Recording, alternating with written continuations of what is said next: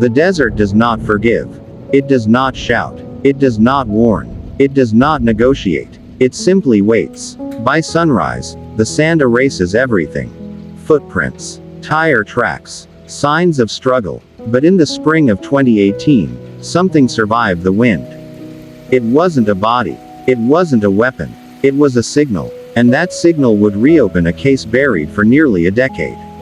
On May 12, 2009, 27-year-old Ethan Cole left his apartment just after 5:30 a.m.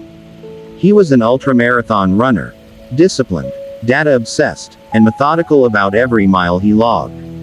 Every Tuesday and Thursday, he drove 40 minutes outside the city to train inside the Red Basin Desert Preserve.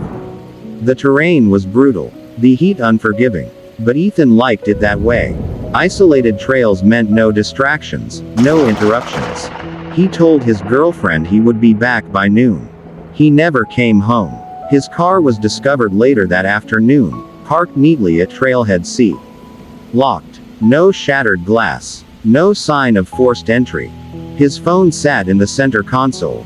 His wallet was in the glove compartment. Nothing appeared stolen. But Ethan was gone. Search and rescue teams moved quickly.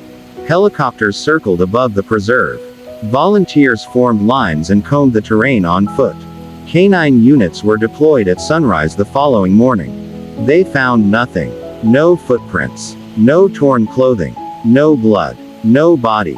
After 3 weeks, investigators settled into a theory that felt logical and tragically common. Heat stroke. Disorientation. An experienced runner pushing too far in extreme conditions. He must have wandered off trail. But there were problems with that explanation. Ethan was not a novice. He trained in harsher climates. He carried hydration. He planned routes meticulously. And most importantly, he never ran without his GPS watch. In 2009, wearable GPS technology was still emerging. The devices were bulky and expensive, more tool than accessory. Ethan loved it. The watch tracked distance, elevation, pace, and heart rate. Every run uploaded to his laptop the moment he returned home. Investigators seized his computer early in the case. The last synced run appeared incomplete. The route ended abruptly at 7:42 a.m. No cooldown stats. No return path. Just a partial map that stopped mid-trail. Back then, the watch stored data internally until manually synced. If the device was lost, whatever remained on it was lost too. The watch was never found.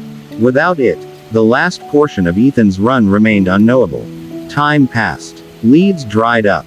The preserve returned to silence. His family refused to believe he had simply collapsed and wandered into oblivion, but the case slowly shifted from active investigation to cold file storage. 9 years later, in August 2018, a park ranger named Luis Moreno was repairing a damaged trail marker roughly 11 miles from Ethan's normal running loop. The location was remote and rarely traveled. Wind had reshaped dunes across the path. Sand had buried much of the older terrain markers. That was when something caught the sunlight. A small metallic reflection wedged between two rocks. Luis assumed it was debris at first. A piece of scrap metal or an old camping fragment. But when he brushed the sand aside, he uncovered a weather-beaten GPS watch. The strap was torn. The screen was cracked. The casing was scarred by years of exposure. But it was intact. He turned it over and noticed faint engraving on the back, EC. Luis didn't recognize the initials. But once the serial number was traced through manufacturer records, detectives did. The missing runner. The cold case. Suddenly, a 9-year-old disappearance had a pulse. The watch was transported carefully to a digital forensic lab. Corrosion had eaten at the outer frame, but when technicians disassembled it under controlled conditions, they made a remarkable discovery. The internal storage chip was readable. Technology had advanced significantly since 2009. Specialists extracted the raw data using updated recovery methods. What they found stunned everyone involved. The final run had not ended at 7:42 a.m. The device had continued recording for another 47 minutes. The reason the file appeared incomplete was simple. It had never been synced to Ethan's laptop. When analysts plotted the recovered coordinates onto mapping software, a detailed route materialized on screen. Ethan began his run as usual, following his familiar path through marked terrain. Then, at 7:19 a.m., something changed. He veered off his standard loop. Not erratically. Not in wandering circles. The path shifted in a deliberate southeast direction, away from marked trails and into unregistered desert. Investigators zoomed in. Two movement patterns emerged in the data. The first reflected steady running strides, consistent pace, expected elevation changes. The second pattern appeared slower and irregular. Interrupted. At 7:36 a.m., his pace dropped sharply. At 7:39 a.m., his heart rate spiked to 178 beats per minute. Seconds later, the movement shifted again. The GPS data showed sudden acceleration, but not in the rhythm of footfalls.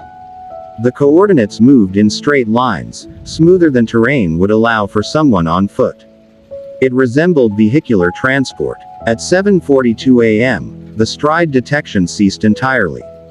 Yet the GPS coordinates continued traveling. The watch moved 3.4 miles in under 6 minutes. Too fast for a human runner. Too consistent for chaotic desert scrambling. Ethan had not wandered. He had been taken. The recovered route intersected with an unregistered dirt service road used primarily by utility maintenance vehicles and occasional off-road drivers. That road connected to an abandoned mining complex decommissioned decades earlier. Search teams in 2009 had never combed that far. It wasn't part of Ethan's known routes. No one had reason to look there. Now they did. The abandoned mining site was skeletal and rusted. Collapsed beams and fractured shafts scarred the earth. Wind howled through metal frames that hadn't echoed with human voices in years. The GPS coordinates ended at the edge of mine shaft 14. The shaft descended nearly 60 feet into darkness. Old fencing meant to block access had deteriorated. One section appeared bent inward. A rope team descended carefully. At the bottom, investigators discovered fragments of fabric, scattered bone remains, and a rusted flashlight. Dental records confirmed what the desert had hidden. Ethan Cole had been there all along. But the data raised more questions than it answered. Why had he changed direction? Who transported him? And why was the watch discovered miles from the shaft? Digital forensic analysts re-examined the raw metadata. Between 7:39 a.m. and 7:42 a.m., there was a curious anomaly. The heart rate monitor spiked, then flatlined, not consistent with death, but with signal obstruction. Possibly removal from the wrist. At 7:38:12 a.m., the device registered a sudden deceleration force, impact. 14 seconds of erratic gyroscopic movement followed. Struggle. Then a shift from vertical to horizontal orientation. Ethan had fallen. Or been forced down. But the GPS trail continued after the heart rate sensor stopped detecting a pulse. The watch was moving, but no longer attached to a living body. It was being carried. When investigators returned to the location where Ranger Moreno found the watch, they made another discovery within the digital logs. The watch had powered on again in 2013. For 6 minutes. Then shut down permanently. Someone had handled it years after Ethan's death. Those 6 minutes generated a secondary breadcrumb trail, a brief signal cluster roughly 22 miles outside the preserve. The coordinates pointed to a rural property once owned by a man named Carl Denton. Carl Denton had never been a suspect. He had no violent criminal record. He had never been interviewed during the original investigation. But records revealed something compelling. In 2009, Denton worked maintenance for the Red Basin Utility Company. His duties included patrolling desert access roads, including the unregistered service road intersecting Ethan's altered route. Archived payroll and vehicle logs revealed Denton had been on duty the morning Ethan disappeared. More troubling, his work truck's GPS system showed unexplained idle time between 7:15 a.m. and 8:05 a.m. near Trailhead C. In 2009, those datasets had never been cross-referenced. Now they were. When investigators overlaid Ethan's final GPS route with Denton's vehicle logs, the lines intersected. At 7:19 a.m., when Ethan changed direction, Denton's truck was recorded less than half a mile away. At 7:39 a.m., when Ethan's heart rate spiked, Denton's vehicle began moving toward the service road. The final GPS movement toward mine shaft 14 aligned precisely with Denton's truck trajectory. And in 2013, the watch's brief reactivation occurred near Denton's former property. The patterns were no longer coincidence. In 2018, detectives knocked on Carl Denton's door. He was 54 years old, divorced, quiet, living alone. When asked about Ethan Cole, he claimed he had never heard the name. But during questioning, detectives placed the recovered GPS watch on the table between them. Denton stared at it, longer than expected. His eyes narrowed slightly. Then he said something small but telling. "That thing still works." Not, "What is that?" Not, "Whose watch is that?"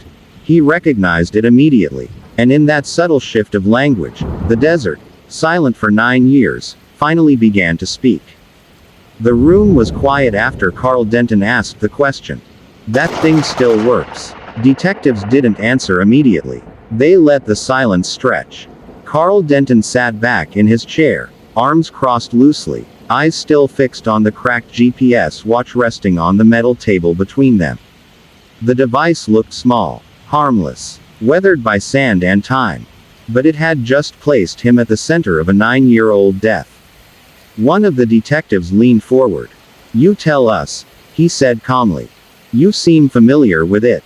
Denton blinked once, then shrugged. "I mean, it looks old. Didn't know those things lasted that long." It was subtle, controlled. But he had not asked whose watch it was. He had not expressed surprise at the initials engraved on the back. And he had not asked how it was connected to him. Because he already knew. Investigators didn't push hard that first day. They had learned something crucial. Denton recognized the device. That alone contradicted his claim that he had never heard of Ethan Cole. Instead of confrontation, they shifted to patience. Digital forensics had reopened the case. Now behavioral forensics would pry it open. Over the next 2 weeks, detectives quietly built a deeper timeline of Carl Denton's life in 2009. He had worked desert utility maintenance for nearly 11 years. He knew the service roads better than anyone. He knew which trails were heavily trafficked, and which were forgotten. He also knew the abandoned mine shafts. Records showed he had filed minor maintenance reports near mine shaft 14 2 months before Ethan disappeared. The fencing had been flagged as unstable. But there was no repair order completed. Which meant Denton knew the shaft was accessible. Investigators revisited the GPS overlay. Ethan's final run plotted against Denton's truck movement. At 7:19 a.m., when Ethan veered southeast off his usual route, Denton's work vehicle was idling along the service road parallel to that shift. Phone records placed Denton in the area, though he made no calls during the critical window between 7:15 and 8:05 a.m. That unexplained idle time from 2009 now felt heavier. But digital data alone wouldn't convict him. They needed physical linkage. The mine site was re-examined using updated forensic techniques unavailable in 2009. Soil samples were collected around the shaft's edge and compared with archived soil recovered from Denton's old work truck, which had been impounded in an unrelated civil dispute in 2011 and stored in a county lot. Dust particles are microscopic time capsules. Under laboratory comparison, mineral fragments from the truck bed matched the rare silica composition unique to the mine shaft 14 region. The geological profile was distinctive. High trace levels of iron oxide and feldspar uncommon in surrounding desert soil. It wasn't definitive proof of a crime. But it proved Denton's truck had been near that shaft. Then came the watch reactivation in 2013. For 6 minutes, the device powered on. For 6 minutes, it transmitted coordinates near Denton's former rural property. Investigators mapped that property.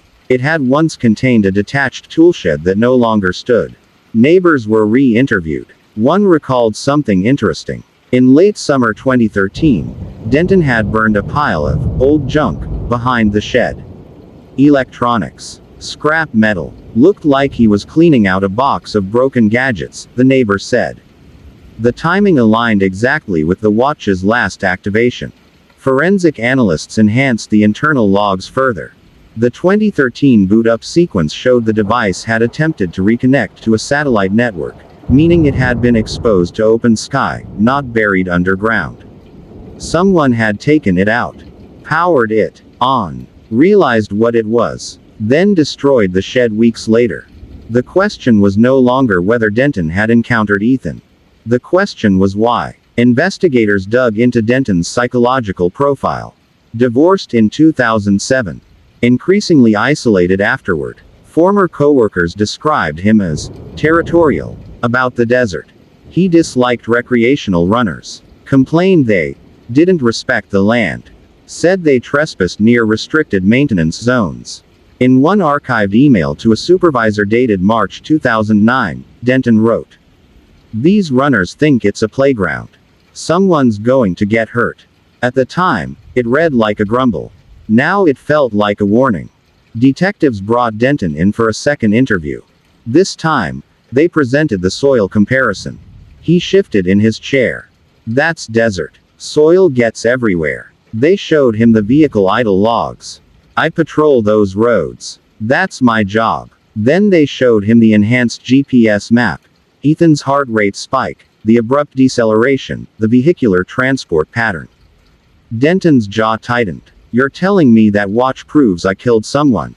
"We're telling you," the detective replied evenly, "that the watch proves Ethan stopped running at the same place your truck started moving." Silence. The desert outside the station windows shimmered in afternoon heat. Denton leaned back, exhaled slowly. "I didn't plan anything. It wasn't a confession. But it was the first crack. The story came in fragments over hours. He said he encountered Ethan off-trail. Claimed the runner had startled him while he was inspecting fencing near the service road. They argued. Denton accused him of trespassing. Ethan reportedly laughed, told him it was public land. Denton said Ethan pulled out his phone to record the confrontation. That's when Denton claimed he lost his temper. He admitted to shoving him. Said Ethan fell awkwardly onto a rock. Said he panicked when the runner stopped moving. But the digital data contradicted that version. The gyroscopic logs showed 14 seconds of erratic movement after the impact. A struggle. The heart rate spike suggested fear, not immediate incapacitation. And the GPS transport showed deliberate relocation to the mine shaft. "You drove him there," the detective pressed. Denton's hands trembled slightly now. "I didn't mean to kill him. But he had moved him. And that movement transformed manslaughter into something else." After the shove, after the fall, Denton realized Ethan was still alive. Disoriented. Injured. Possibly concussed. He loaded him into the truck. He drove to the abandoned shaft. He knew it was deep. Unmonitored. He told investigators he thought Ethan was already dying. But forensic pathology suggested otherwise. The bone fractures indicated a fall from height, consistent with being pushed or dropped into the shaft, not with a ground-level collapse. "You left him there," the detective said quietly. Denton stared at the watch. "I couldn't lose my job. 9 years. A life erased to protect employment." The final piece came unexpectedly. During evidence processing, technicians discovered microscopic fibers embedded inside the torn watch strap. Blue industrial fabric. Uniform fabric. Archived work uniforms from the Red Basin Utility Company were retrieved from storage. The fiber weave matched. At some point during the struggle, Ethan's watch had snagged on Denton's sleeve. The watch had not just recorded the crime. It had touched the killer. Confronted with the fiber match, Denton stopped deflecting. His final statement was barely audible. "I went back for the watch later. I couldn't find it. I thought it was down there with him. But it hadn't been. The strap had torn during the struggle. It had fallen in the desert near the service road. Buried by wind. Preserved by sand. In 2013, Denton must have stumbled upon it while working or revisiting the area. He powered it on, perhaps intending to destroy the data. But technology intimidated him. When he realized it still functioned, fear set in. He took it home, then tried to burn it. But the internal chip survived. And 5 years later, a ranger repairing a trail marker found what the desert had refused to swallow. In 2020, Carl Denton was convicted of second-degree murder. During sentencing, Ethan's family sat in the front row. His mother held a printed map of his final GPS route. The digital line that showed exactly where her son's life had shifted from routine to terror. Technology had done what search parties could not. It had listened when no one else could. It had remembered when memory faded. The desert erases footprints, but it cannot erase data.